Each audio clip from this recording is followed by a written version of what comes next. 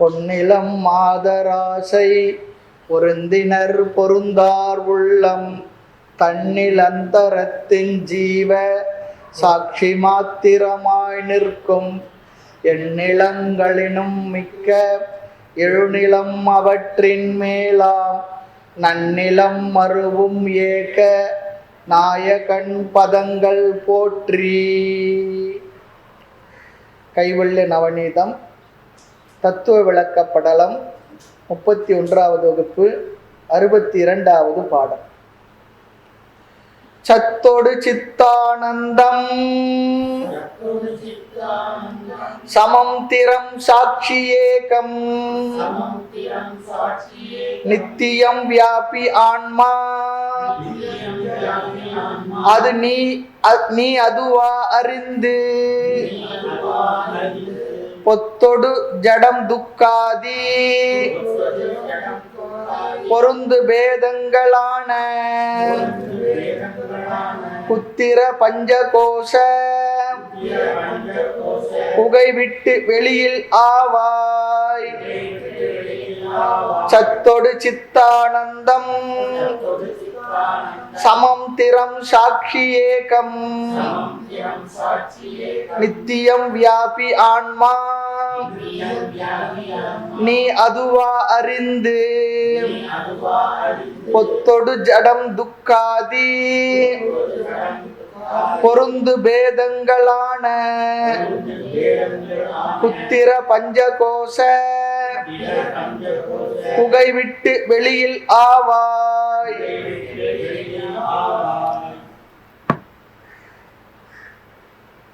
சென்ற வகுப்புல நீ அதுவா அறிந்து அதுவரை பார்த்தோம். நீ அதுவா அறிந்து எதுவாக அறிந்து?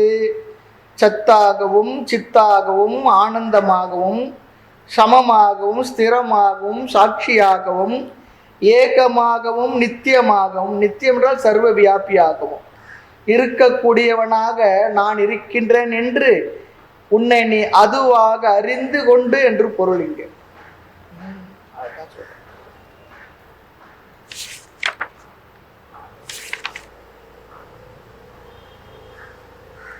நீ அதுவாக அறினி, உன்னை வேறு எதுவாகவும் நினைத்து கொண்டிருக்கின்றாய். உன்னுடைய உடைமை பொருள்கள் அகப்பற்று புறப்பற்றெல்லாம் நீக்கி பார்த்தால் அங்கு என்ன இருக்கின்றதோ அதுதான் நீ அப்படி சொல்லி சொல்ற. அகப்பற்று புறப்பற்று போனா அங்க என்ன இருக்கும்? நாம தான் இருப்போம். இட்டது பற்றாயின் உற்றது வீடு, வேற என்ன இருக்கும்? நாம தான் இருப்போம். வீடுன்றது நாம தான் அல்லது ஆத்மா தான், வேற ஒண்ணும் இல்லை. ஆனா அதுக்கு நேரா ஒண்ணு இருக்கு, வேற மாதிரி சொல்றாரு பாருங்க. பொத்தொடு, இதுல இருந்து பார்க்கணும். பொத்துன்னு சொல்லி சொன்னா பொய்யான்னு சொல்றார். சத்துக்கு நேர் எதிர்ப்பதம் பொத்து. நம்ம சொல்றோம் பொத்து போச்சு சொல்றோம் பாருங்க. அது போல பொத்துன்னா பொய் இல்லாததாய். அடுத்து ஜடம். சென்ற வகுப்புல இது வரைக்கும் பார்த்தோம், இப்ப பார்ப்போம். ஜடம் அறிவற்றது உணர்வற்றது அப்படி சொல்லி சொல்றார். துக்காதி, துக்காதின்னா துன்பத்துக்கு இருப்பிடமானது. அது துன்பத்தையே இருப்பிடமா கொண்டிருக்கான். இப்போ இந்த உடம்பால சுகமா துக்கமான என்ன சொல்லுவோம்? ஒரு வகையில சுகம் சொல்லுவோம், பல வகையில துக்கம்னு சொல்லுவோம் இல்லையா? பெரியவர்கள் பாடுறது போல ஒன்ன கடந்து கடந்து இல்லையா, அதுல இருந்து கடந்து இதுல இருந்து கடந்து அப்பா வாழறது ஒரு பெரிய இதுவா இருக்கு. இப்ப இருந்தா கொரோனாவில இருந்து கடந்துன்னு சொல்லி சொல்றதுக்கு சேர்த்துக்குவாங்கன்னு நினைக்கிறேன். எல்லாருக்கும் அது ஒரு பயம் இருக்கு. துக்கம் அது துன்பத்துக்கு இருப்பிடமானது. அதான் கேட்கிறார், உடம்பால் சுகமா அப்படி சொல்லி கேட்கிறார். உடம்பால் இந்த உலகத்துல உனக்கு சுகமா? சுகம் போல இருக்கு.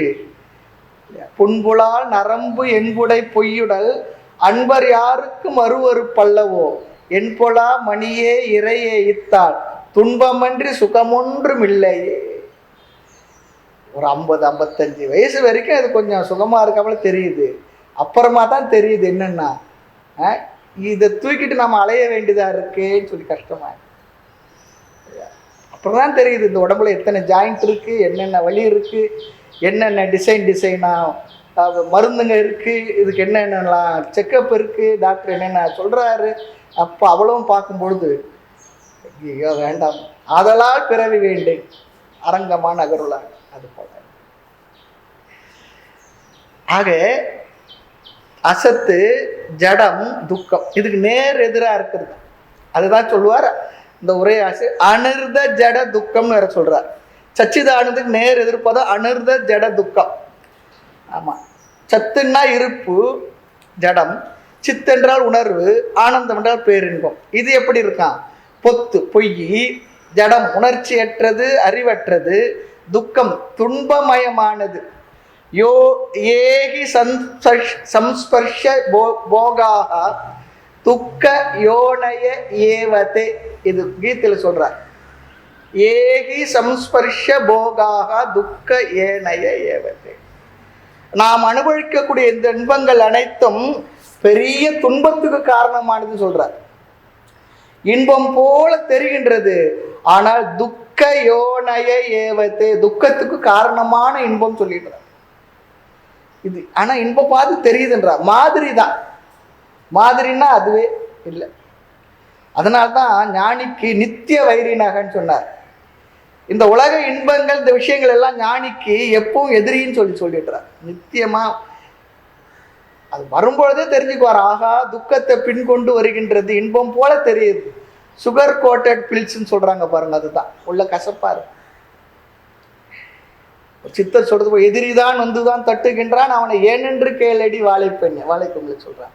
யாருன்னா இன்பம்னு சொல்லி வரதை பார்க்கும்பொழுது அது துன்பம்னு அவர் புரிஞ்சுக்குவார். அது பின்னால் துன்பம் இருக்கு. நாம சொல்ல சில நேரத்துல உங்களுக்கு பின்னால யார் வராங்க அவனை மறைக்காதீங்கன்னு சொல்ற பாருங்க. அது போல அது பின்னால இது இருக்கா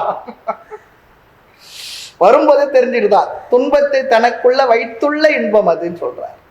ஆகவே துன்பம் முதலான பொருந்து பேதங்கள் ஏகப்பட்ட வேற்றுமைகளை உண்டாக்குகின்றது. பொருந்து பேதங்களான என்னென்ன பொருந்து பேதங்கள்? பணம் என்ன செய்தது, படிப்பு என்ன செய்தது, பதவி என்ன செய்தது, எல்லாமே பேதத்தை உருவாக்குகின்றதான். ஆகினால அதுக்கு ஒரு பேர் கொடுக்கிறாரு இங்க பாருங்களேன். குத்திர பஞ்ச கோஷ. குத்திர சொல்லி சொன்னா வஞ்சனையை உடைய பஞ்ச கோஷங்கள் சொல்றார். குத்திர மெய் புற்றகத்துன்னு சொல்லி தாய்மனர் சொல்ற. குத்திரனா இழிவுபடுத்துகின்ற வஞ்சனையான, நம்மை வசமாக மாற்றி வைத்துள்ளதா, நம்மை வசமாக மாற்றி வைத்துள்ளதா. அபூர்ணம் ஏன் அது வசமா மாட்டி வச்சிருக்கு வஞ்சனை சொல்றாருன்னா ரொம்ப அழகா சொல்றாரு பாருங்க. அபூர்ணமானது பூர்ணமா நமக்கு காட்டுதான், பூர்ணமானது அபூர்ணமா காட்டிக்கிட்டு இருக்கான். அது வஞ்சனை தானே இல்லையா? இதை விட வஞ்சனை வேற என்ன இருக்க முடியும்னு சொல்றாரு. அபூர்ணத்தையே பூர்ணமா நினைக்கிறது. பொய்யான உலகத்தை மெய்யா நிறுத்தியன் புந்திக்குள் இந்திரஜாலம் சாதிக்குதே சொல்லுவார். பொய்யெல்லாம் என்ன பண்ணதான் உண்மை போல காட்டிக்கிட்டு இருக்கோம். ஆகினால் இதை விட வஞ்சனை வேற என்ன இருக்க முடியும்னு சொல்ற. மலங்க புலனைந்தும் வஞ்சனையை செய்ய. எல்லா பாட்டு எல்லா இடத்துல ஒரே மாதிரி தான் சொல்லியிருக்கார். விஞ்சு புலப்பாடனைத்து வீறு துன்ப செய்ய வந்த அஞ்சு புல வேடருக்கு ஆற்றேன் பராபரமே சொல்வார் பராபர கண்ணில். ஆக மகத்தான பூர்ணமான எண்ணெய் அபூர்ணமாக காட்டுகின்றது, குறைவில்லாத நிறைவான எண்ணெய் குறைவடைவனாக காட்டுகின்றது. இது வஞ்சனை இல்லையான்னு கேட்கிறார். நம்ம சொல்லுவோம் சில நேரத்தை வீட்டுல இன்னைக்கு பண்றது வஞ்சனை இல்லையான்னு கேட்போம் பாருங்க. அது போல இது சொல்ற, பூர்ணமான எண்ணெயை அபூர்ணனாவே காட்டிக்கிட்டே இருக்கிறியே, நீ செய்யறது வஞ்சனை தானே. குத்திர பஞ்சகோஷம், வஞ்சனையுடைய பஞ்சகோஷம் ஆகிய குகையை, பஞ்ச கோஷங்களாகிய குகையை விட்டு ஒழித்து வெளியில் ஆவாய் வெத்திரிக்தன் ஆவாய். அவர் போடுறார் பாரு, வெளியில் ஆவாய்ன்றது தமிழ் நல்லா இருக்கு. அவர் வெத்திரிக்தன் ஆவாய்ன்னு சொல்றார். ஆமா, இந்த வெத்திரிக்தன்ற வார்த்தை நாமும் தத்துவபோதத்தை பார்த்துருக்கோம். வெத்திரிக்தன் சம்ஸ்கிருத வார்த்தை தான். விலகி நிற்பாய்ன்னு சொல்றார். குகையை விட்டு, குகைன்னா இங்க ரொம்ப அழகான ஒரு சின்ன ஒரு கற்பனை சொல்றார். மலை இருக்கான், அதற்குள்ள குகை இருக்கான், அதுலதான் ரத்தனம் இருக்கான். ஞான ரத்தனாபகாராய சொல்ற பாருங்க, ரத்தனங்கள் கொட்டி கிடக்குதான். அந்த குகைக்கு வாசல் இல்லையா, ஆனா ஒருவன் மட்டும் காவல் இருக்கானா. விட்டலாச்சியார் கதை போல இருக்கு. ஆத்மா என்ற ரத்தினத்தை 5 கதவுள்ள குகைகள் மறைத்திருப்பது போல இந்த பஞ்ச கோஷங்கள் மறைத்து வைத்திருக்கின்றது. அப்படி மறைச்சிருக்கிறதுனால இந்த குகைன்னு சொல்றாராங்க, விளக்கம் சொல்றார். மலை காவலர்களுடைய அனுகிரகத்தினால், இந்த பஞ்ச கோஷங்களுடைய அனுகிரகத்தினால் இல்லையா, 5 கதவுகளும் திறந்தால் அல்லது பஞ்ச கோஷங்களும் திறந்தப்ப அங்கே என்ன இருக்கான்? ரத்தனம் இருப்பது நன்கு தெரிவதை போல பஞ்ச கோஷ விலட்சணமாய் விளங்குகின்ற ஆத்மா குருவின் அருளால் சாஸ்திரத்தின் வாயிலாக அவர்கள் கொடுக்கக்கூடிய அந்த ஞானம் என்ற திறவுகோலால் ஆவரணமாகிய மறைப்பை அந்த திறவுகோல் திறந்து விடுகின்றதாம். திறந்த பிற்பாடு என்னவா? அங்க நானாக உள்ள அபரோக்ஷ ஞானம் உண்டாகின்றது என்க. இது உரையாசிரியருடைய கருத்து. திறந்த உடனே அங்க என்ன இருக்கோ அதுதான் நான். அதே போல இந்த பஞ்ச கோஷங்களை கடந்து நான் பார்த்தா என்னவா இருக்கணும்? அதுதான் நான். நானாக தான் இருக்கேன், அது தெரியல. அது போல பஞ்சகோஷ குகையை விட்டு வெளியில் வந்து விடுவாயாக. நீ இதற்கு வேறாக இருக்கின்றாய் என்று புரிந்துகொள். பஞ்ச கோஷங்களுக்கு வேறு ஆனவன் என்பதை நீ புரிந்துகொள். நீ பஞ்ச கோஷங்களுக்குள்ளே மாட்டிக்கொண்டு அவஸ்தைப்படாது. அதையே நீயாக நினைக்காது. உடலை நீயா நினைக்காத, பிராணனை நீயா நினைக்காத, மனசை நீயா நினைக்காத, புத்தியை நீயா நினைக்காத. இவ பார்த்தாலும் நல்லா தூங்கி ஆனந்தமயமா இருக்குன்னு நினைக்கிறேன். அந்த ஆனந்தமயம் அதையும் நீயா நினைக்காத. இதையெல்லாம் கடந்த ஒன்றாக நீ இருக்கின்றாய் என்பதை புரிந்துகொள்.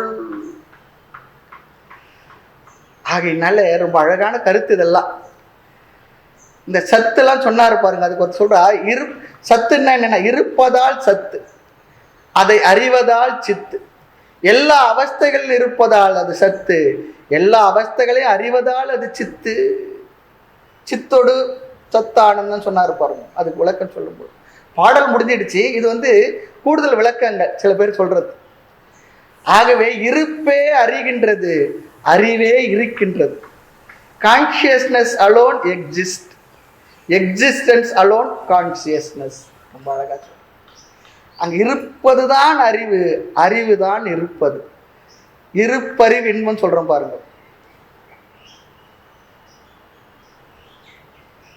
சித்தும் ஜடமும் சிவத்தை விட இல்லை என்ற நித்தன் பரமகுரு நேசத்தால் பெற்றோமே மோன நிலை, கற்றோமே ஞான கரு தாய்மனர் சொல்றார். ரெண்டு வேற வேற இல்லை. அதுதான் இது, இதுதான் புரிஞ்சுக்கோ. இருப்பதுவே அறிகிறது, அறிவதுவே இருக்கிறது. இந்த வார்த்தையெல்லாம் ரொம்ப அழகான வார்த்தை. இனி இதோட பாடல் விஷயம் முடிஞ்சிடுது. ஆனா பொன்னம்பல சுவாமி உரையில மற்றதுல சொன்ன விஷயங்களை அப்படியே படிக்கிறேன், கவனமா கேளுங்க. இந்த பாட்டில் சொன்ன ஒவ்வொரு வார்த்தைக்கு அவர் விளக்கம் சொல்றார். கோஷங்கள் வெறுப்பாய் கைவிடப்படுவதால், அன்னமய கோஷம், பிராணமய கோஷம், ஆனந்தமய கோஷம் எதுவாக இருந்தாலும் வெறுப்பால் கைவிடப்படுவதால். எப்படி கைவிடுறேன்னா, அன்னமய கோஷம் இந்த உடல் இருக்கே, இந்த உடல்ல நமக்கு முழு நிறைவு இருக்கா, இன்னும் கொஞ்சம் கலராக இருந்தால் நல்லா இருப்பேன், இன்னும் கொஞ்சம் மூக்கு கொஞ்சம் அப்படி இருந்தால் நல்லா இருப்பேன், இன்னும் கொஞ்சம் புருவம் இப்படி இருந்தால் நல்லா இருப்பேன் இல்லையா, இன்னும் கொஞ்சம் இப்படி இருந்தால் நல்லா இருக்கும் அப்படிலாம் சொல்கிறோம் இல்லையா. அந்த உடல் நம்ம கிடைச்ச உடல் நம்ம முழு திருப்தி இருக்கா, இது வேற மாதிரி அப்படிலாம் இருந்தால் இன்னும் நல்லா இருக்கும் நல்லா இருக்கும்னு சொல்லி நினைக்கிறேன் இல்லையா. அதான் சொல்றா, நிறம் மற்றவைகள் அதனால ஒரு அதிருப்தி இருக்கு. அப்புறம் மனம் புத்தி இவைகள் மீதெல்லாம் ஒரு வெறுப்பு வருகின்றது. ஆனால் ஆன்மா பிரியத்திற்கு இடமாக இருப்பதால், கைவிடப்படாததால் அது ஆனந்தம். நம் மீது நமக்கு வெறுப்பு வருகின்றதா, இந்த உடல்ல மற்றதுல எதுல வெறுப்பு வந்தாலும் நம்மிடத்தில் நமக்கு வெறுப்பு வருதா, ஒரு நாள் உண்டாவதில்லை. ஆகவே என்னவா, இது ஆனந்தமானது, வெறுப்பற்றது. கோஷங்கள் மேல நமக்கு வெறுப்பு வருது அல்ல துக்கம், நம் மீது நமக்கு வெறுப்பு வருவதில்லை, அதனால ஆனந்தம். கோஷங்கள் தாரதமியமாக இருப்பதனால் அது விஷமம். உடல் புத்தி மனெல்லாம் தாரதமியமா தானே இருக்கு. அவர் புத்தி போல என் புத்தி இல்லை, நமக்கே கூட ஒரு சமயம் தெளிவாரு, ஒரு சமயம் குழப்பமா இருக்கு. சில பேர் எப்பவுமே குழப்பமா இருப்பாங்க, அது வேற. குழப்பானந்த சுவாமிகள் அவர் வேற, எப்பவுமே குழப்பத்தில் இருக்கிறவங்களும் இருக்கிறாங்க இல்லையா. சில பேர் நான் ரொம்ப கிளியரா தெளிவா இருக்கணும், அப்புறம் விசாரிச்சு பார்த்தாலும் தெரியும் அது முழுக்க குழப்பத்தினுடைய ஒட்டுமொத்தம் சொல்லி புரியும். அப்படிலாம் இருக்கு. ஆக கோஷங்கள் தாரதமியம் இருப்பதால் விஷமம், ஆத்மா எல்லா கோஷங்களும் தாரதமியம் அற இருப்பதால் சமம். இங்க சொன்னார் பாரு, சமம் திறம்லாம் சொன்னார் பாரு, அர்த்தம் சொல்றார். கோஷங்கள் ஓர் அவஸ்தையில் இருந்து மற்றொரு அவஸ்தையில் இராமல் நழுவி போவதால் அஸ்திரம். அதாவது நினைவு நிலையில இருக்கோம், அங்கிருந்து நழுவுனா எங்க போவோம், தூக்கத்துக்கு போயிடுறோம். அப்புறம் என்ன பண்றோம், கனவுக்கு போறோம், மாறி மாறி நழுவி கொண்டிருக்கின்றோம். ஆகையினால் அது அஸ்திரம். ஆன்மா எல்லா அவஸ்தைகளும் நழுவாது இருப்பதால் ஸ்திரம். இந்த 3 அவஸ்தைகளுக்குள்ள நான் மாறுறேன்னா, நழுவி இருக்கேன்னா இல்லை. இந்த 3 அவஸ்தைகளும் என் மீது வந்து செல்கின்றது. நான் ஆகிய ஆதாரமான நான் ஸ்திரமாக இருக்கின்றன. ஆகவே ஆன்மா எல்லா அவஸ்தைகளும் நழுவாது இருப்பதால் ஸ்திரம். கோஷங்கள் தம் தம் தொழில்களில் பிரவர்த்திப்பதால் அவைகள் அறியப்படுவதால் சாட்சியம் அறியப்படுவதாக இருக்கின்றது. அவைகளை காணுதல் செய்கின்ற ஆத்மா உதாசீனாய் அவைகளை தோற்றுவித்தல் மட்டும் செய்வதால் சாட்சியாகவே இருக்கின்றது. கோஷங்கள் தங்களுக்குள் பேதமுடைமையின் அநேகம், ஆன்மா தனக்குள் பேதமற்றதால் ஏகம். இந்த பாடல்ல சொன்ன ஒவ்வொரு வார்த்தைக்கு இவர் சொல்ற விளக்கம் இது. கோஷங்கள் அவஸ்தைகளில் தோன்றி அழிவதால் அனித்தியம். ஆன்மா அப்படின்றி சதா உதித்து இருப்பது, எப்பொழுது விழித்தே இருப்பதால் நித்தியம், மறைவதே இல்லை. ஒரு கோஷம் போறது, இன்னொரு கோஷம் வருது. ஆனா அந்த 3 கோஷத்துல எது விழிப்பா இருக்கு? கோஷங்கள் தேச கால பரிச்சேதம் உடையதால் வியாபியம், இடம் கால வஸ்து முதலியவைகள். இந்த உடல் அன்னமய கோஷம் குறிப்பிட்ட இடத்துல தான், இங்க இருந்தா வீட்டுல இல்லை இல்லையா, தேசத்தால் வரையறுக்கப்பட்டு விடுகின்றது. காலத்தால் ஒரு 80 வருஷத்துக்கு முன்னே இல்லை, இன்னொரு 80 வருஷத்துக்கு அப்புறமா இருக்க போறது இல்லை. இங்க யார் இருப்பாங்களோ தெரியாது, நமக்கே தெரியாது. இல்லை நாமளே பிறந்து இப்படி வந்திருப்போம், அதுவும் நமக்கு தெரியாது இல்லையா. 2 காலம் நடக்குமா, 4 காலம் நடக்குமா, அதுவும் நமக்கு தெரியாது.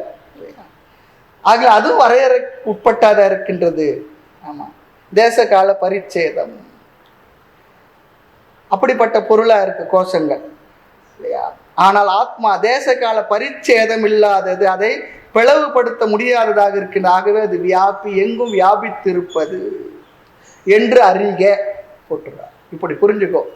ஆக இங்கு சச்சிதானந்த பிரம்ம லட்சணங்களை ஆத்மாவுக்கு கூறிய காரணத்தினால் ஆத்மாவே பிரம்மம் என்பதை நாம் அறிந்தோம் சொல்றார். இந்த பாட்டெல்லாம் கேட்டு அவர் சம்மப் பண்ணி கொடுக்கிறார். சத்தியம் ஞானம் அனந்தம் பிரம்ம, அதுதான் ஆத்மாவிற்கு பிரம்மத்துக்கு லட்சணம். ஆத்மாவுக்கு இந்த சச்சிதானந்த லட்சணங்கள் கொடுப்பதால், பொருந்துவதால் லட்சண ஐக்கியா வஸ்து ஐக்கியம். லட்சணத்துடைய தன்மையை பார்த்து வஸ்து சொல்லி சொன்னா இந்த பிரம்மனுக்கும் ஆத்மாவுக்கும் அப்பொழுது ஐக்கியம் வருகின்றது. லட்சணத்தின் அடிப்படையில் வஸ்து ஐக்கியம். ரெண்டுத்துக்கு லட்சணம் ஒரே மாதிரியாக ஒன்றாக இருப்பதால் வஸ்துவும் ஒன்றே. ஆத்மா வேற பிரம்ம வேற இல்லை, ஜீவன் வேற பிரம்மன் வேற இல்லை. லட்சணத்தின் அடிப்படையில் பார்க்கும் பொழுது ரெண்டும் ஏக்கமேவ அத்விதீயம். மறுபடியும் மறுபடியும் மறுபடியும் இந்த கருத்தை அப்படியே சொல்லிக்கிட்டே இருப்பாங்க வேதாந்தத்துல. ஏன்னா நமக்கு பேதமா நினைச்சுக்கிட்டே இருக்கிறோம். அந்த பேத புத்தியை போக்குறதுக்கு ஐக்கியம் ஐக்கியம் சொல்ற என்ன பண்ணணும்னா வேப்பில் அடிக்கிறது சொல்றாங்க பாருங்க. அதுதான் மறுபடியும் மறுபடியும் மறுபடியும் மறுபடியும் மறுபடியும். சில நேரத்தில் 2 தடவை போனா 3 தடவை போனா காளி கோயில் பூசாரி போதுன்னுடுவாரு. அப்புறம் 5 நாள் வர சொல்லுவாரு, 40 நாள் வர சொல்லுவாரு. நமக்கு என்ன வாழ்நாள் முழுக்க அடிச்சுக்கிட்டே இருந்த வேப்பிலையே ஒரு நிமிஷத்துல வேதம் வந்துகிட்டே இருக்கு. அந்த வேதாந்த சாஸ்திரம் குரு அதுதான் பண்றாங்க. அவரும் அடிச்சுக்கிறாரு, மற்றவங்களும் அடிச்சுக்கிட்டு.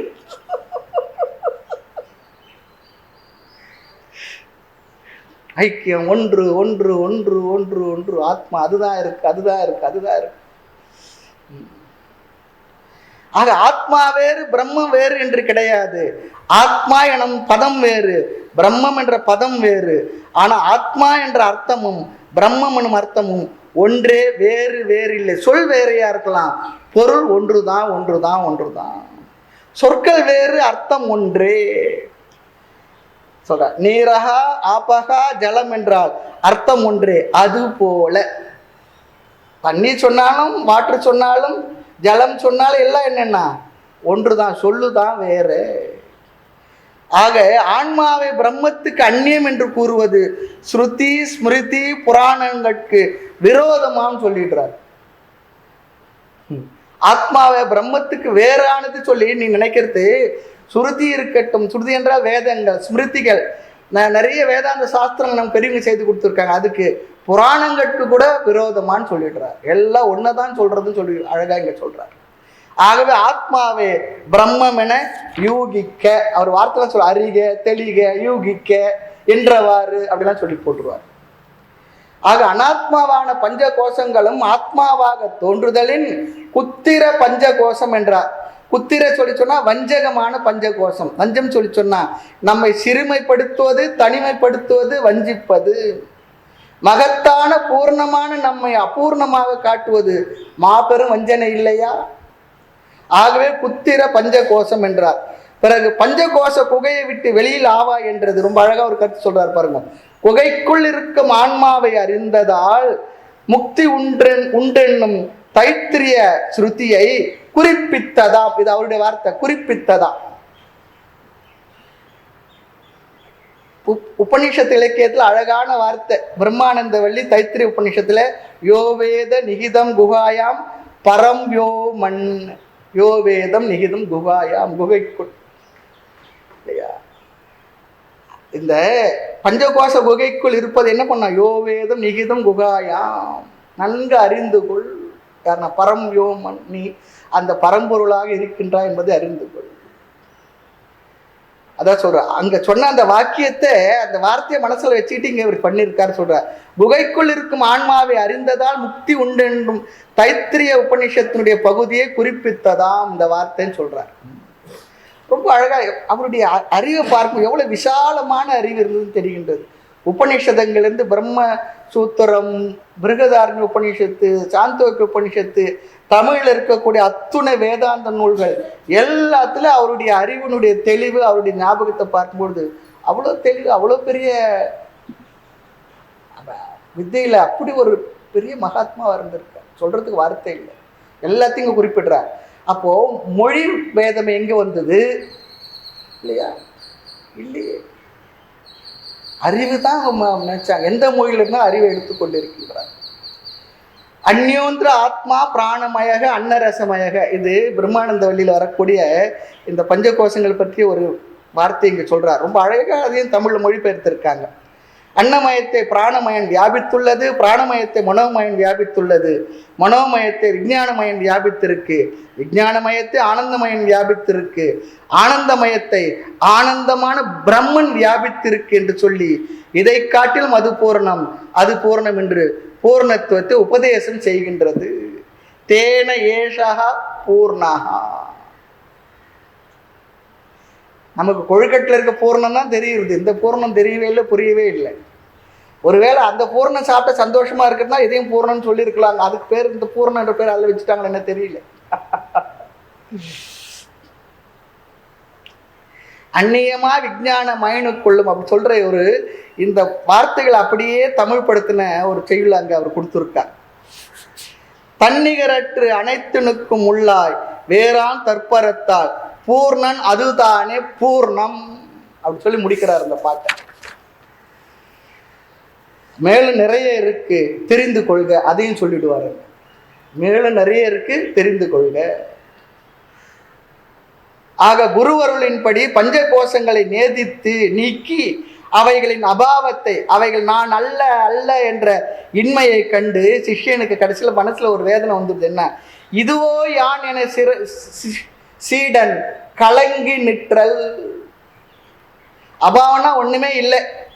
அப்ப இருப்பற்ற அனைத்தையும் நீக்கிய பிற்பாடுள்ள சூன்யம் தானா நான், அதுக்கா நான் இதை படிச்சேன். கடைசியில் இருக்கிறது எல்லாம் அன்னமயன் நீ இல்லை, உடல் நீ இல்லை, மனம் நீ இல்லை, புத்தி நீ இல்லை, இதெல்லாம் நீ இல்லை இல்லை இல்லை இல்லைன்னு சொல்லி விளக்கிய பிற்பாடு அங்க என்ன இருக்குன்னா ஒண்ணுமே பார்க்கலையே, அந்த சூன்யம் தானா நான், இருப்பற்றவனா என்று கலங்கி நிற்கின்றானா. பாவம் என்பது இருப்பு, அபாவம் என்பது இருப்பற்றது. ஐயோ நான் அபாவமா என்று, இருப்பற்றவனா இல்லாதவனா என்று கலங்குதல். சிஷ்யனுடைய கலக்கம் இங்க வந்துடுதான். நான் இருக்கின்ற பொருளா இல்லாத பொருளா? இல்லாத பொருள் பஞ்சகோஷம்தான், இருக்கின்ற பொருள் நீதான் என்று உபதேசம் செய்தும் கூட அபாவத்தை, இல்லாததை நான் என்று நினைத்து விட்டான். ரொம்ப அழகான ஒரு வாக்கியம் இருக்கு. பாவ அவாபியாபியாம் விலக்ஷணக அகம். இருப்பது இல்லை என்பதற்கு வேறாக நீ இருக்கின்றாய், இருக்கின்றது இல்லை என்பதற்கு வேறாக நீ இருக்கின்றாய். இருப்பு இன்மை என்ற இரண்டுக்கும் வேறாக நீ இருக்கின்றாய். இந்த அவனுடைய கலக்கத்துக்கு இதுதான் பதில். நம்ம உள்ள போய் பாட்டில் பார்க்கலாம். அடுத்து இந்த பாடலோட கருத்து என்ன? பஞ்ச கோஷங்களில் ஒன்றும் நான் அல்ல எனில் இதற்கு வேறாக நான் எவ்வாறு என்னவாகத்தான் இருக்கின்றேன்? அதை கூறி அருளுங்கள் குருநாதரே. இது சிஷ்யனுடைய கேள்வி இந்த பாட்டுல. அன்பனே சிஷ்யனிடத்துல சொல்றார், நீ சச்சிதானந்தமாய் சமமாய் ஸ்திரமாய் சாட்சியாய் ஏகமாய் நித்தியமாய் வியாபகமாய் பஞ்ச கோஷத்துக்கும் ஆதாரமாய் உள்ள ஆத்மாவே நீயாவாய். அந்த நீயாக உள்ள ஆத்மாவை நீயாகவே உன்னை உள்ளவாறு அறிந்து ஜடமான துக்க வடிவான வேற்றுமுடையவனாய் உள்ள பஞ்சகோஷத்தை ஆத்மா என்று நீ நினைக்கின்ற மயக்கத்தை ஒழித்து அதற்கும் வேறாய் நீ உன்னை உணர்வாயாக பஞ்சகோஷ குகையை விட்டு விலகி நிற்பார். இந்த பாட்டுக்கு இந்த அளவுக்கு விளக்கத்தை நிறைவு செய்வோம். அடுத்த பாட்டுக்கு போகலாம். 63வது பாடல். பஞ்சகோஷமும் விட்டு அப்பால் பார்க்கின்ற பொழுது பாழே விஞ்சியது அல்லாமல் வேறொன்றும் தெரிய காணே அஞ்சன இருளையோ நான் அகமென அனுபவிப்பேன் பஞ்சமில் குருவே என்ற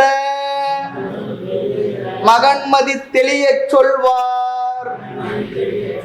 பஞ்சகோஷமும் விட்டு அப்பால் பார்க்கின்ற பொழுது பாழே விஞ்சியது அல்லாமல் வேறொன்றும் தெரிய காணேன். விஞ்சியது அது அல்லாமல் போட்டிருக்கு இல்லையா? கரெக்ட். விஞ்சியது அது அல்லாமல் வேறொன்றும் தெரிய காணேன் அஞ்சன இருளையோ நான் அகமென அனுபவிப்பேன் பஞ்சமில் குருவே என்ற மகன்மதி தெளிய சொல்வார். விஞ்சியது அது அல்லாமல், விஞ்சியது அது, ஆமா விஞ்சியது அது அல்லாமல் அப்படி சொல்லிக்கலாம். சரி. அஞ்சன இருளையோ அந்தகார இருளையோ அல்லது சூன்யத்தையோ நான் அகமென அனுபவிப்பேன். எல்லாம் இல்லை இல்லை நீக்க விற்பாடு. அங்க இருக்கிறது என்னன்னா ஒண்ணுமில்லாத ஒரு இருள் தானே, பாழ் தானே தெரிஞ்சது. பாழுக்கு அப்பால் ஒரு சித்தர் சொல்லுவார், அப்புறம் என்ன இருக்கு பாருன்னுவார். அதுபோல பாழ் இருளையோ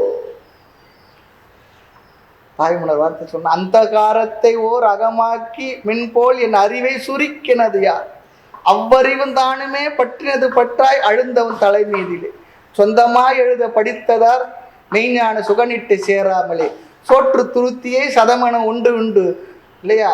இங்க என்ன தூங்க வைத்தவர் ஆர்கொள்ளோ, யாருப்பா இப்படி சாப்பிட்டு சாப்பிட்டு தூங்க வச்சிட்டு இருக்கான்னு கேட்கிறேன். அஞ்சன இருளையோ நான் அகமன அனுபவிப்பேன் பஞ்சமில் குருவே. வஞ்சனை இல்லாத குருவே. பஞ்சகோஷம் தான் வஞ்சனை பண்ண, நீங்களும் வஞ்சனை பண்ணிடாதீங்க. அப்படி கேட்ட சிஷ்யோட மகன் மதி, சிஷ்யோடைய மதி அறிவு தெளிய பேசுகின்றாராம். இங்க பௌத்தர்கள் இருக்காங்களே அவங்கெல்லாம் அபாவம் சூன்யம் தான் இருக்கு, ஒன்றுமே கிடையாது, சூன்யம் தான் சொல்றாங்க. அது ஒரு பிலாசபி, சூன்யவாதிகள். நாம என்ன சொல்றோம்? அத்வைத பிரம்ம மட்டுமே இருக்கிறது சொல்லி சொல்றோம். பிரம்மத்துக்கு வேறாக ஒன்றும் இல்லை என்பது நம்முடைய கருத்து. இப்போ அவங்களே என்ன பண்றாங்களாம், இப்போ ரீசெண்டா நீங்க பிரம்மன்னு சொல்றதா நாங்க சூன்யன்னு சொல்லி சொல்றேன்னு சொல்றோம். சரி, அப்படின்னா நீங்க சூன்யத்தை பிரம்மன்னு சொல்லிட்டு போவாங்க, அது எப்படி சொல்றது அப்படி சொல்லிட்டு இருக்காங்க. இப்போ அப்படி வந்துருக்காங்க. நம்ம சொல்லணும் அந்த சூன்யம் சூன்யம் சொல்ற, சூன்யத்தையும் பார்க்குற ஒருத்தர் இருக்கிறானா இல்லையா? சூன்யம் சொல்றது யாருப்பான்னு கேட்டா ஏதோ ஒன்று இருக்குன்னு அதுதான் நம்ம சொல்றோம். ஆக சர்வ தர்ஷன சங்கிரகம் என்ற நூல், அது வித்யாரண்ய சுவாமிகள் எழுதியது. அநேகமாக 25 தர்ஷனங்கள் சமய கருத்துக்களை பற்றி எழுதி அதையெல்லாம் எப்படி இல்லை இல்லை நீக்கிறார். தர்ஷனம் சொல்லி சொன்னா இதன் வாயிலாக மெய்ப்பொருள் அறியப்படுவதால் அதற்கு தர்ஷனம் என்று பெயர். தர்ஷனம் சொல்லி சொன்னா இதன் வாயிலாக உண்மை பொருள் அறியப்படுவதால் அதற்கு தர்ஷனம் என்று பெயர். ஒவ்வொரு வார்த்தைக்கு விளக்கம் சொல்லிடுவாங்க, தெளிவா விளக்கம் சொல்லிடுவாங்க. ஆனால் ஒவ்வொருத்தரும் என்ன சொல்றாங்கன்னா அவங்கவுங்க சொல்றதுதான் சரின்னு சொல்றாங்க. நம்மளை போலதான் நாம கூட நமக்கு தெரியுதோ தெரியலையோ, அறிவு இருக்கோ இல்லையோ இல்லையா, இதுல வேற என்னென்ன அவங்க அறிவு ஜீவிகள் வேற, அறிவே இல்லாதவங்க அறிவு ஜீவிகள் வேற பேர். அவன் தெரிஞ்சது தப்புன்னு தெரியாம அதே சரின்னு சொல்லிக்கிட்டு இருப்பாங்க. நான் பார்க்குறோம் நிறைய வாதங்கள்லாம் பண்ணுறாங்க பாருங்க. பார்க்கும்போது தான் தெரிகின்றது அவங்களுக்கு ஒன்றுமே தெரியலன்றது நமக்கு தான் தெரியுது. அவங்களுக்கு தெரியுமா தெரியல, ஆனால் பேசிக்கிட்டு இருக்காங்க அறிவு ஜீவிகள் சொல்லி. ஆக ஒவ்வொருவரும் நான் சொல்லுவதுதான் சத்தியம் சொல்றாங்களாம். தாய்மன்னர் சொல்றத பேதித்த சமயமும் ஒன்று சொன்னபடி ஒன்று பேசாது துறவாகியே அப்படி சொல்றார். ஒரு சமயம் சொன்ன கருத்தை இன்னொரு சமயம் அதை வேத்துக்கிறதே இல்லை. தத்தம் மதத்தையே தாமத செய்கையோடும் உளர அறிவார். வேறுபடும் தர்க்க நெறி தொடுக்க அறிவார். எதுக்கு ஜான் வயிற்றின் பொருட்டதாயின்னு சொல்லிடுறார். அப்படியே இருக்காங்கன்னு சொல்றார். இன்னொரு இடத்துல சொல்றார், பூதலயம் ஆகின்ற மாயை முதல் என்பது சிலர் பொறி போல நடங்கணும். அந்த இடத்துல எத்தனைலாம் சொல்றாங்கன்னு சொல்லி கடைசியில பாதரசமாய் மனது சஞ்சலப்படுமனால் பரமசுக நிட்டை பெறுமோ அப்படி சொல்றார். இன்னொரு இடத்துல சொல்றார், பொய் வந்துள்ள சமய நெறி புகுத வேண்டாம் முக்தி தரும் தெய்வ சபையை காண்பதற்கு சேரவாரம் ஜெகத்தீரை சொல்றார். இதெல்லாம் அவங்க அனுபவிச்ச விஷயங்கள். ஆக பௌத்தர்களுக்குள்ளேயே நிறைய உட்பிரிவு இருக்கு. சைவ சித்தாந்திகள் அவங்களுக்குள்ளேயே நிறைய உட்பிரிவு இருக்கு. அவங்க பிரிக்கிறது அகச்சமயம், புறச்சமயம், அகப்புறச்சமயம், புறப்புறச்சமயம் இப்படிலாம் பிரிக்கிறாங்க. அப்ப இருந்த சமயங்கள் இப்ப இருக்க சமயங்களை அதுக்குள்ளேயே கொண்டு வரல. அந்த அளவு டீப்பா அவங்களும் பேசிட்டு இருக்காங்க. நிறைய சைவ சமயத்துல 28 29 உட்பிரிவு இருக்கு சொன்னா கடைசியில வைதிக சைவம், அத்வைத சைவம்லாம் சொல்றதெல்லாம் இருக்கு. சைவ சித்தாந்த பாடத்தை படிச்சவங்களுக்கு அதுவும் நல்லா தெரியும். தாய்மன்னர் ஒருத்தர் சொல்ற ஒரு வைதிக சைவத்தை சொல்றார், இயல்பென்று தெரியாமல் ஈவமாதி எண்குணமும் காட்டி அன்பால் இன்பமாகி பண்பொருள பொருள்கள் பரிவாரமாகி பண்புறவும் சௌபான பட்சம் காட்டி மயல் அரு மந்திர திக்ஷை ஜோதிடாதி மற்றங்க நூல் வணங்க மௌனமொழி அயர்வர சென்னியில் வைத்து ராஜாங்கத்தில் அமர்ந்தது வைதிக சைவம் அழகுதந்தோர் சொல்றார். அப்படி அவரு ஒரு கருத்து சொல்றார். இயல்பென்று தெரியாமல் ஆகார பூண சிதம்பர ரகசியத்தில் வர பாடல். ஆக இதுல இத்தனை விதமா அவங்கவுங்க பாட்டு ஏதோ சொல்லிட்டு இருக்காங்க. இதுல ஒரு விஷயம் என்னன்னா, ஏற்கனவே பல குழப்பம் இருக்கு வாழ்க்கையில, மற்றதுல, விவகாரத்துல. அதையெல்லாம் விட்டுட்டு அமைதி அடைய ஆன்மீகத்துக்குள் வந்தா இந்த தத்துவவாதிகள் வேற போட்டு குழப்பறாங்களே. அதை பார்த்தா நான் வாழ்க்கையில் குழம்பினது போதும் போல. ஆமா, பாதரசமாய் மனது சஞ்சலப்படுமானால் பரமசுக நிட்டை பெறுமோ. அதான் அவர் சொல்லுவார், சாத்திர பொத்தலை மூடுங்களில் தத்துவ குப்பையை தள்ளுங்கடி. அப்படி ஒரு சித்தர் பாட்டு. இல்லை, எதுக்காக இப்படிப்பட்ட சூழ்நிலை வரும்பொழுது எது வச்சு சொன்னாங்கன்னு சொல்லிப்பான்னு ஒட்டுமொத்தம் நிராகரிச்சிட முடியாது. ஆக அன்னமய பிராணமயம் அதில் கோஷங்கள் எல்லாம் நீக்கி ஆயிற்று. நீக்க காரணம் என்ன? விகாரமா இருக்கு, அஸ்திரத்வாத், அநேகத்வாத், விஷமம், சாட்சியம், அனித்து முதலிய காரணங்களை அவைகள்லாம் உண்மையெல்லாம் நீக்கிட்டோம். நாகம் அன்னமய கோஷகா, நாகம் பிராணமய கோஷகா, நாகம் மனோமய கோஷகா, நாகம் விஞ்ஞானமய கோஷகா, நாகம் ஆனந்தமய கோஷகா சொல்லிட்டு அனைத்தையும் நீக்கிவிட்ட பிறகு பஞ்ச கோஷம் விட்டு அப்பால் பார்க்கின்ற பொழுது, இந்த பாட்டில் வருது அதான், 5 கோஷங்களை விட்டு பார்க்கின்ற பொழுது பாழே விஞ்சியது, இருள்தான் விஞ்சியது, இன்மை தான் அங்கு தெரிகின்றது. அது அல்லாமல் வேறொன்றும் தெரிய காணேன். பாழ் என்றால் அபாவம் அல்லது சூன்யம். வேறொன்றும் தெரிய காணேன். ஆக அஞ்சன இருளையோ, மை இருட்டுன்னு சொல்றாங்க. ஒரு அப்படின்னா என்ன அர்த்தம்னா, மை இருட்டுன்னா ஒரு மை இருக்கு இல்லையா, கண்ணு கேட்கிற மையெல்லாம் இருக்கு. அந்த மை எவ்வளவு டார்க்கா டென்சிட்டிவா இருக்குமோ அது போல இருக்கிற இருள் சொல்றார். இளையான்குடி மாறனார் வரலாறுல அவர் உணவு வேணும்னு சொல்லி கேட்ட அடியாருக்கு உணவு அமுதிடுவதற்காக வயல்வெளியில இருந்து நெல்லை எடுக்க போறார். நெல்லை எடுக்கும் போது சொல்றாரு, சேக்கிழார் சொல்றார், அதாவது கருமை இருளின் கண் கட்டு விட்டு உருகுகின்றது போன்றது உலகெல்லாம். உலகமே அப்படியே தாராட்டம் அப்படியே இறங்கி வரா போல இருக்கும். அப்படி ஒரு இருள்ல இவர் போறார் சொல்றார். அந்த இருளுக்கு இங்க சொல்றார் பாருங்க, கருமை இருட்டு, மை இருட்டு. சரி, இல்லைன்னு சொன்னா அங்க எதுனா இல்லாததே ஆயிடுமான்னா, தாய்மன்னர் இன்னொரு வாரத்தை ஆகார கொடுத்து சொல்றார், இல்லை என்றாலும் ஒன்றும் இல்லாதது இல்லை. இல்லைன்னு சொல்றியா, அதனால ஒன்றும் இல்லாதது இல்லைப்பா, ஏதோ ஒன்று இருக்குன்னு சொல்லுவார். ஆக சுவாமி குருநாதரே இப்போதாவது கொஞ்சமாக தெரிஞ்சுக்கிட்டு இருந்தது. பூஜை பண்ணேன், கோயிலுக்கு போனேன், பாராயணம் பண்ணேன், ஏதோ ஒரு திருப்தியை ஏதோ பண்ணிக்கிட்டு இருந்தேன். இப்போ அதுவும் போச்சு, உள்ளதும் போச்சு. எல்லாவற்றையும் நீக்கி எல்லாமே போயிட்டு. அஞ்சன இருளையோ யான் நான் என அனுபவிப்பேன். கலங்குறானா சிஷ்யனோட கலக்கம். உண்மையிலேயே அவன் அந்த தத்துவத்தை புரிதல்ல இருந்த ஒரு நிலை, அது அவனோட மனசுல ஏக்கம். இந்த அபாவத்தையா நான் என நினைப்பேன், சூன்யமா ஒன்றும் இல்லாதவனா நான், அதுக்கா இதெல்லாம் இவ்வளவு தூரம் வந்தேன் கேட்டேன், அது முதலே சொல்லியிருக்கலாமே சுவாமி. ஆக வஞ்சமில் குருவே என்ற, வஞ்சமில்லாத குருவே அப்படின்னா கபடம் அறியாத குருநாதரே,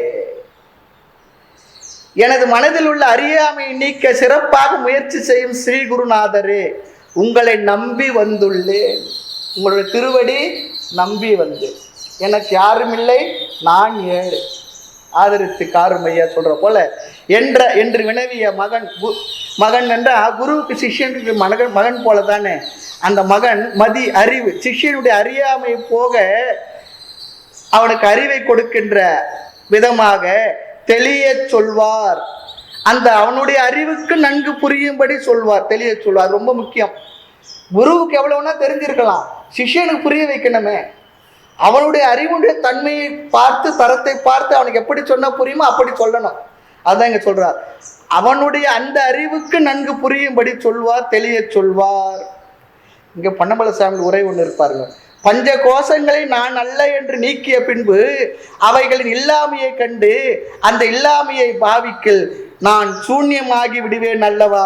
இதுவா புருஷார்த்தம், இதுவா நான் அடைய வேண்டியது. அஞ்ஞன இருளையோ நான் அகமென அனுபவிப்பேன். உதாரணம் சொல்றார்.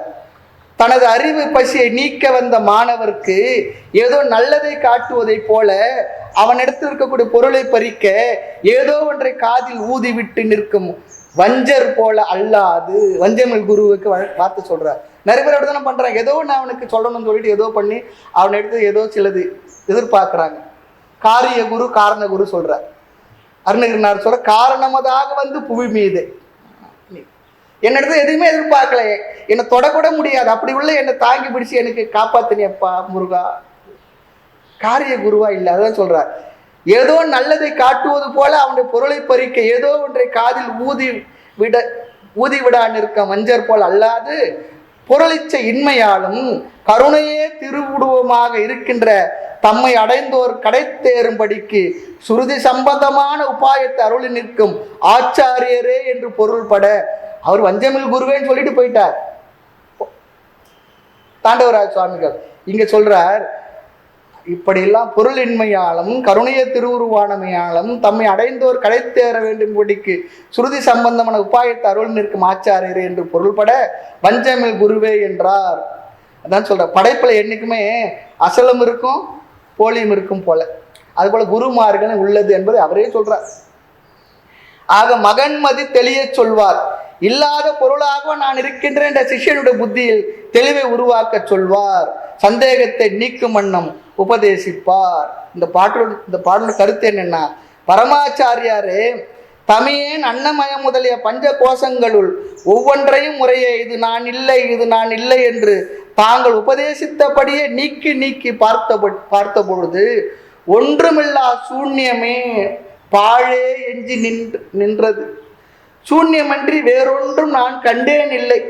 ஆதலால் அடியேன் காரிருள் போன்று சூன்யத்தையா நான் என்பதற்கு பொருள் என்று பாவனை செய்வேன்.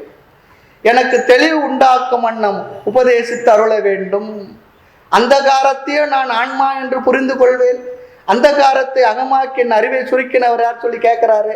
அப்படி கேட்ட மகன்மதி தெளிய உபதேசம் செய்கின்றார். சொந்தமாய் எழுத படித்ததார் மெய்ஞான சுகலிட்டு சேராமலே சோற்று துருத்திய சதமன்றம் உண்டு தூங்க வைத்தவரார்களோ. அடுத்து 64வது பாடல்.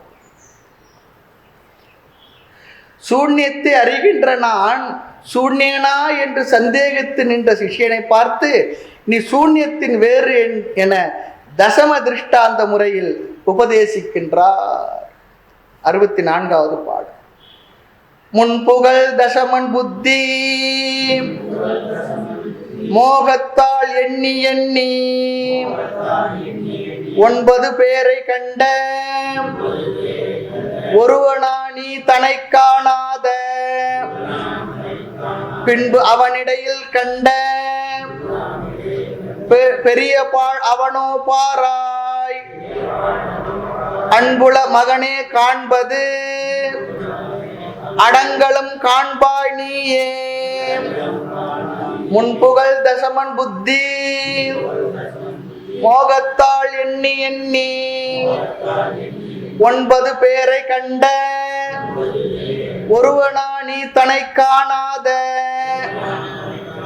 பின்பு அவனிடையிற் கண்ட பெரிய பாழ் அவனோ பாராய் அன்புள மகனே காண்பது அடங்களும் காண்பாய் நீயே. பாடலை பார்க்கலாம். முன்புகள் முன்பு சொன்ன தசமன் 10வது ஆள் இல்லையா, 10வது ஆனவன், 10வது ஆள் ஆனவன். அந்த 10வது ஆள் என்பவன் புத்தி மோகத்தால் எண்ணி எண்ணி, புத்தி மோகத்தால் புத்தியில் உள்ள அஜ்ஞானத்தினால் தெளிவில்லாததனால் எண்ணி எண்ணி திரும்ப திரும்ப எண்ணனான். ஒரு ரூபாய் நோட்டு கொண்டு வர்றாங்க, அதுக்கு எல்லாம் மிஷின் வந்துடுச்சு. இப்பெல்லாம் கொண்டு எத்தனை முறை என்னாலும் என்னென்னா 100 இருந்தால் 100 தான் இருக்கணும், எத்தனை முறை என்னாலும் 98 வருதோ 99 வருது, ஒரு தடவை 100 வரல, என்ன பண்ணுறது? அப்படி நடக்க சில நேரம் எத்தனை முறை என்னாலும் 98 வரும் 99 வரும், 100 வரும்.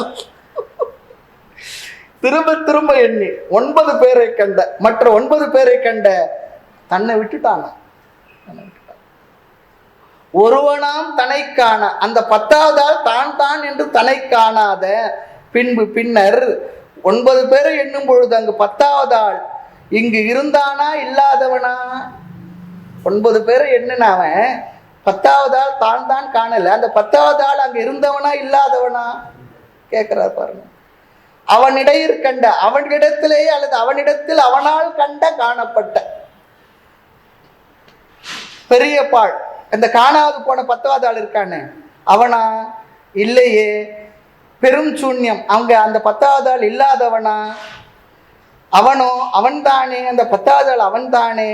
பாரா, இதை நன்கு யூகித்து பாராய். அவன் இருந்தவன் தானே, இல்லாதவன் போல அங்க இருந்தான். இல்லாதவனாக இருந்தவன் அங்க இருந்தவன் தானே, இல்லாதவன் இல்லையே. மாத்தி மாத்தி சொல்றார்.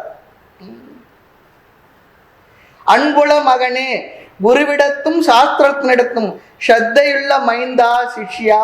அது ரொம்ப முக்கியம். என்னவோ சொல்றாரு அவரு, என்னவோ சொல்றாரு, என்னவோ அப்படிலாம் இல்லை. அவன் ஸ்ரத்தை இருக்கு, குருவிடத்துல அன்பும் பிரியமும் இருக்கு. அவர் சரியாதான் சொல்றாரு, எனக்கு புரியல, நான் புரிஞ்சுக்கிற வரைக்கும் கேட்பேன். அதுதான் இங்க சொல்ற. அன்புள மகனேன்னா விளக்க ஆசிரியர்கள் ரொம்ப அழகா சொல்றாங்க.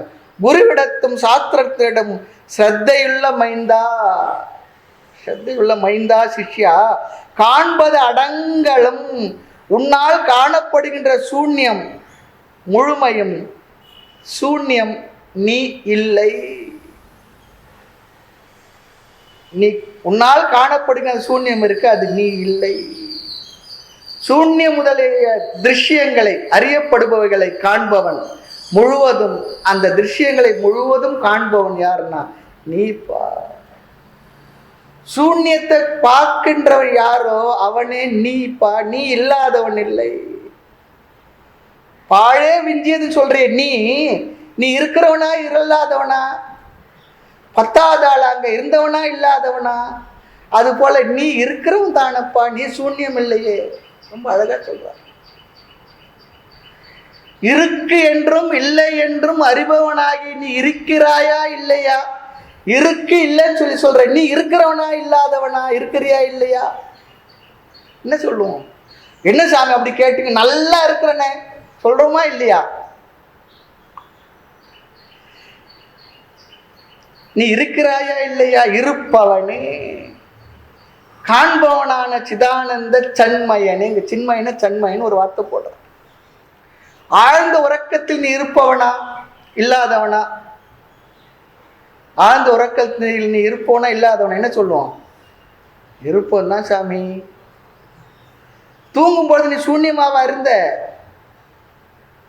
நீ விழித்திருந்த பொழுது, நீ தூங்கிக் கொண்டிருந்த பொழுதும் எந்த ஒன்று இரண்டுக்கும் ஆதாரமாக இருந்ததோ அந்த ஒன்று சூன்யம் இல்லை, இருப்பதுவே. அதனால தான் எந்திரிச்சோடனே என்ன போலாமா ரெடியான்னு சொல்லி கேட்குறோம். சொல்றோமா இல்லையா? என்ன ஆச்சான்னு கேட்குற? எந்திரிக்கும் பொழுது கேட்போம். எந்திரிக்கும் போது ஆரம்பிச்சுட்டா இருப்பா. வீடுகளில் பார்ப்போம். ஆகவே நீ இல்லை என்பவனும் நீ இல்லை. தூங்கும் பொழுது நீ இருக்கின்றேன் எனும் எண்ணம் அல்லது அனுபவம் இல்லை, மனது ஒடுங்கி விட்டது. அப்ப இருக்கின்றேன் என்று சொல்லவும் முடியாது, இருக்கின்றேன் என்று நினைக்கவும் முடியாது. தூக்கத்துல இருக்கின்றேன் என்ற சொல்லவும் முடியாது, நினைக்கவும் முடியாது. அதற்காக நீ இல்லாதவன் ஆகி விடுவாயா? கேட்கிற பாரு. ஆகவே நீ நினைக்காவிட்டாலும் சொல்லாவிட்டாலும் நீ இருக்கின்றவன் என்பது உனக்கே புரிந்த விஷயம் தானே. அவங்ககிட்ட பதில் கேட்கல, உனக்கே புரிந்த விஷயம் தானே. இன்னொரு வார்த்தை சொல்றாரு பாருங்க, எனது உடல் எனக்கு மறந்து போகலாம் இல்லையா? பெற்ற தாய் தானே மக மறந்தான்னு சொல்றப்ப இங்க அழகா சொல்றார். எனது உடல் எனக்கு மறந்து போகலாம், என்னுடைய மனது எனக்கு மறந்து போகலாம், நான் படித்ததும் மறந்து போகலாம், ஆனால் நான் எனக்கு மறந்து போய் விடுவேனா? நல்லா கேட்கிறார் பாரு. நான் எனக்கு மறந்துடுவேனா? அதை மறந்துட்டு இதை மறந்து நீங்க இருக்கிறது ஞாபகம் இருக்கான்னு என்ன சொல்லுவோம்? என்னங்க அப்படி சொல்றீங்க? மறந்து போக மாட்டோம் இல்லையா? நான் என்பதில் மாற்றம் இல்லை, நான் மறந்தவனும் இல்லை, நான் என்றும் உள்ளவன் சூன்யம் இல்லை. அது அழகா எஸ்டாப்ளிஷ் பண்றார். அன்புள்ள மகனே என்றது அனுபவத்தில் விசுவாசம் உள்ள மகனே என்று பொருள் இங்க சொல்லிடுறார். ஏன்னா 3 அனுபவங்களும் ஆழ்ந்த உறக்கத்துல இருந்தவனா இல்லாதவனா என்ன பண்றேன்னா இருந்தவன் தானே சொல்லணும். அதனால விசுவாசம் இருக்குன்றார். அனுபவத்துல அனுபவம் மனதில் உள்ளது, அந்த மனது ஆத்மா இல்லை. ஆக அனுபவிப்பனை பற்றி அறிவுதான் நமக்கு வேண்டுமே தவிர அனுபவம் ஆத்மா இல்லை. அந்த கரண அனுபவம் ஒவ்வொருவருக்கும் ஒவ்வொரு விதமாக இருக்கும். ஆகவே இங்க சொல்றார், காண்பது அடங்கலும் காண்பவன் நீயே. அனைத்தையும் இருப்பவனா இல்லாதவனா சூன்யமா அது எல்லாத்தையும் காண்பவன் யார் என்றார் நீயே. காண்பது அடங்கலும் சொல்றார். காண்பது அப்படி சொன்னா காண்பது அனைத்தும் காணும் நீ பாரமார்த்திக சொரூபம் இருப்பவனே, இல்லாதவன் இல்லை. ஆக இங்கு இந்த பாடலுடைய கருத்து பார்ப்போம். என் அன்பார்ந்த மகனே, சூன்யத்தை காணும் நீ எப்படி அச்சூன்யம் ஆவாய்? அழகா கேட்க. சூன்யத்தை பார்க்குற நீ சூன்யமாவே, இல்லாத பார்க்குற நீ இல்லாதவனா? இருக்கிறவன் தானே இல்லாத பார்க்க முடியும். உன்னால் காணப்பட்ட ஒரு பொருள் அதுதான் நீ. முன் கூறப்பட்ட தசமன் உதாரணத்தில் 10ஆம் அவன் 9ஆம் அவன் போல எண்ணி எண்ணி பார்த்து 10வது ஆளை காணோம் என்று மருண்ட போது அவன் தன் முன் கண்ட 10வது ஆள் சூன்யமா இல்லாதவன் ஆவானோ? ஆகான். சூன்யத்தை கண்ட அவனே 10வது ஆள். அதுபோல் பஞ்ச கோஷங்களையும் கண்டு அது நீ இல்லை என்று நீக்கிய பின் உள்ள சூன்யமாகிய பாழை இல்லாமையை கண்டவனே யாருன்னா நீ. உன்னால் காணப்பட்டவர்கள் எதுவும் நீ ஆகாது, யாவற்றையும் காணும் சித்து பொருளாகிய ஆன்மாவே நீ சொல்றார். அனைத்தையும் காணும் சிற்பொருளே நீ. விவேக சூடாமணில ஒரு வார்த்தை வரும், எது யாவற்றையும் அறிகிறதோ, எது வேறு எந்த பொருளும் எதை வேறு எந்த பொருள் அறியாதோ. வார்த்தையை பாருங்க. எது யாவற்றையும் அறிகிறதோ, எதை வேறு எந்த பொருளும் அறியாதோ, அதுவே சாட்சி மாத்திரமாய் உள்ள ஆன்மா, அதுவே நான். முடிஞ்சிடுச்சு. விவேக சூடாமணி ஒரு இடத்துல கிடைக்கிற அந்த வார்த்தைகள் இருக்கு, அந்த வார்த்தையை வாங்கி மனதுல சொல்லி சொல்லி பார்க்கணும், மறுபடியும் சொல்லி பார்க்கணும். அப்படி சொல்லி பார்க்கும்போது தான் நமக்கு அதோட அர்த்தம் மனசுல போய் மெது மெதுவாக தங்கும், புரிதல் ஏற்படும். கேட்கறதுனால மட்டும் புரிஞ்சிடாது, ஒரு பிளாட் போல வரும். ஆனா மறுபடியும் என்ன பண்ணிட்டுனா சந்தேகம் வந்துடும். ஆகிய இந்த வார்த்தைகளை மறுபடியும் மனதில் வாங்கி, அதுக்காக பெரிய இந்த வார்த்தை சூத்திரம் போல வச்சிருக்கிறாங்க. ஸ்லோகங்கள் சூத்திரமா அந்த வார்த்தைகளை வாங்கி மறுபடியும் மனசுல நினைக்கும் பொழுது அப்போ கொஞ்சம் கொஞ்சம் புரிதல் நமக்கு கிடைக்கும். பண்ணணும். அதுதான் நிதித்தியாசனம், வேற ஒண்ணும் இல்லை. எது யாவற்றையும் அறிகிறதோ, எது வேறு எதை வேறு எந்த பொருள் அறியாதோ, அதுவே சாட்சி மாத்திரமாய் உள்ள ஆன்மா, அதுவே நான். அடுத்த 65வது பாடல். காண்பது அனைத்தும் நீயே என்று சாமான்யமாக உபதேசித்ததை விசேஷித்து சபதபூர்வமாகனா பிரமாண பூர்வமாக வற்புறுத்துகின்றார். சபத என்ற வார்த்தை உபயோகப்படுத்துகின்றார். சபத என்ற பிரமாணம் சொல்லி அர்த்தம். பிரமாண பூர்வமாக வற்புறுத்துகின்றார். ஸ்தூல சூக்ஷம அஜ்ஞானம் தோன்றும் மூன்றவத்தை தாமும் காலமோர் மூன்றும் ஜன்ம கடல் எழும் கல்லோளங்கள் போலவே வந்து வந்து போனதெத்தனை என்பேன் நான் ஆலமர் கடவுளானை அவைக்கெல்லாம் சாட்சி நீயே. ஸ்தூல சூக்ஷ்ம அஜ்ஞானம் தோன்றும் மூன்றவத்தை தானும் தாமும் காலமோர் மூன்றும் ஜன்ம கடல் எழும் கல்லோளங்கள் போலவே வந்து வந்து போனதெத்தனை என்பேன் நான் ஆலமர் கடவுளானை அவைக்கெல்லாம் சாட்சி நீயே.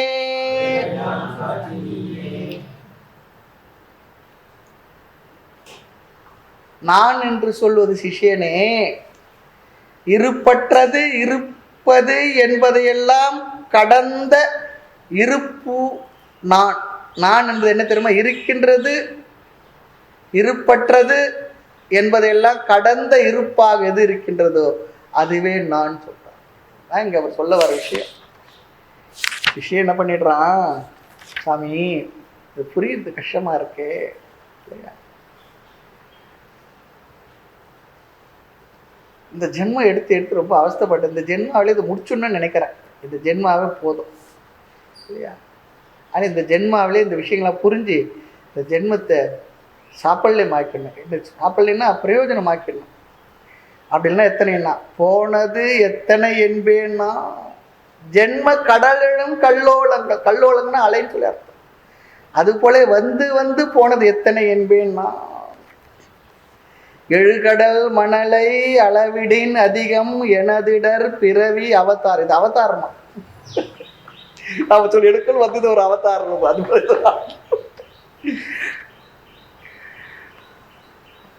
குரு கடைசியா சொல்றாரு பாருங்க, எப்பா நான் சொல்றது ஆலமர் கடவுளான இந்த தட்சிணாமூர்த்தி மலை சாட்சியா சொல்றேன்.